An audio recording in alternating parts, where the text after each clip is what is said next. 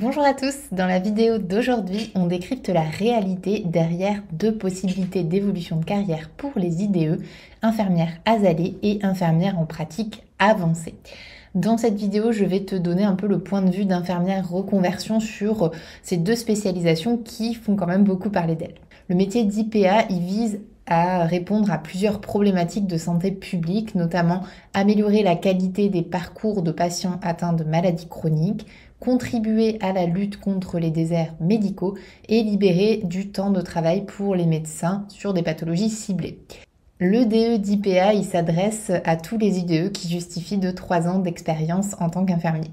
À ce jour, il y a quand même 11 universités qui proposent cette formation. C'est une formation qui se déroule en alternance sur 2 ans avec un mix d'enseignement théorique et d'enseignement pratique. La première année, c'est un tronc commun et en deuxième année, tu peux te spécialiser dans différentes voies. Donc ça peut être pathologie chronique stabilisée, oncologie et onco-hématologie, maladies rénales, dialyse et transplantation rénale ou encore psychiatrie et santé mentale.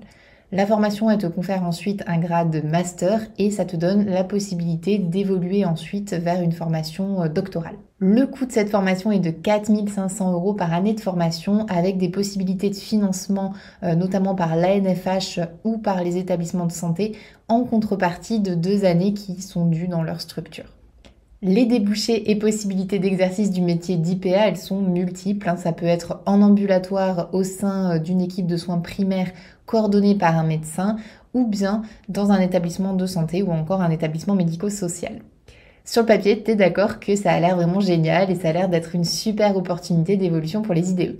Alors pourquoi les retours terrain sont-ils parfois mitigés et quel est le point de vue d'infirmière reconversion à ce sujet ? Dans son rapport, la Cour des comptes déplore un déploiement qui est laborieux du dispositif et en lien d'une part avec la réticence des médecins libéraux au déploiement de la pratique avancée, mais pas que. C'est également, selon eux, en lien avec le modèle économique qui est finalement assez peu attractif pour les IPA, en particulier en libéral. Nous retenons également des retours terrain qu'on a pu avoir qu'en pratique, il peut être difficile de trouver sa place et de la faire reconnaître. Donc la recommandation d'infirmière reconversion, si cette voie t'intéresse, c'est d'être conscient des difficultés et de t'assurer que ton projet soit 100% validé par les différentes parties prenantes, que ce soit l'établissement de santé dans lequel tu envisages d'exercer ou l'équipe de soins ambulatoires que tu souhaiterais intégrer afin de ne pas avoir de mauvaises surprises à l'issue de ta formation.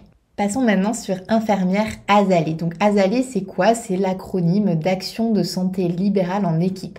C'est un dispositif qui a été créé en 2004 par un médecin généraliste des Deux-Sèvres, le docteur Jean Gauthier. L'azalée, ça s'est rapidement transformé en une association et ça s'est ensuite étendu en fait à toutes les régions de France. Les infirmières azalées exercent au sein de cabinets médicaux de ville ou dans un centre de santé et donc elles exercent en étroite collaboration avec notamment les généralistes. Elles prennent en charge des patients qui sont atteints de pathologies chroniques et proposent entre autres des séances d'éducation thérapeutique. Les objectifs du dispositif azalée, c'est de faciliter l'accès aux soins de tous les patients et d'améliorer aussi la qualité des soins prodigués, notamment pour les patients atteints de pathologies chroniques. L'infirmière azalée est formée directement par l'association lors de son embauche. Donc en pratique, les infirmiers qui veulent rejoindre l'association azalée doivent justifier de 3 ans d'expérience en tant qu'IDE pour pouvoir postuler. Ils déposent leur candidature directement auprès de l'association. Le salaire net en général d'un infirmier azalé employé par l'association, ça varie entre 1 800 et 2 400 €.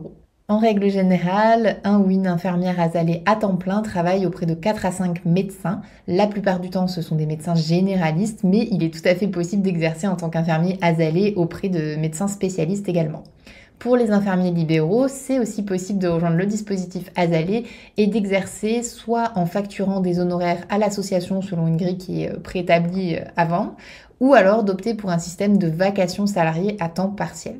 Donc tu as peut-être entendu dans les médias récemment que le dispositif azalée aujourd'hui est un peu en sursis. En effet, c'est une structure associative et qui est financée quand même à hauteur de 95% par la Caisse nationale d'assurance maladie. Et donc le dispositif azalée dépend de l'accord conventionnel qui existe entre les deux parties. Il y a actuellement des négociations en cours et même si les dernières rencontres en avril 2024 entre l'association et la CNAM semblaient plutôt aller dans le bon sens, tant que la nouvelle convention n'est pas signée, l'avenir du dispositif azalée est encore incertain. C'est pourquoi, à l'heure actuelle, le point de vue d'infirmière reconversion, c'est quand même de rester prudent vis-à-vis de cette piste, d'attendre un peu que l'horizon s'éclaircisse avant de se lancer dans cette nouvelle voie pour ton évolution professionnelle.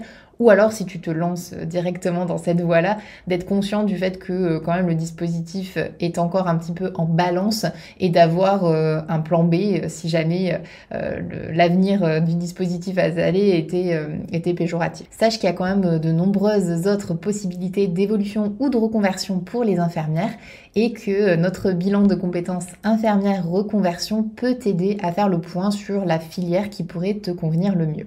Fondée par une ancienne infirmière et pour des infirmières, Infirmière Reconversion est à tes côtés pour t'accompagner, pour t'aider à concrétiser ta reconversion professionnelle.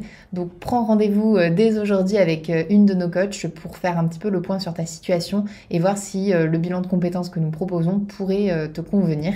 J'espère que cette vidéo t'a plu, j'espère que tu as appris des choses. N'hésite pas à la liker, à la partager, à t'abonner surtout à notre chaîne YouTube pour ne pas manquer les prochaines vidéos. Et puis je te dis à très vite dans la prochaine vidéo.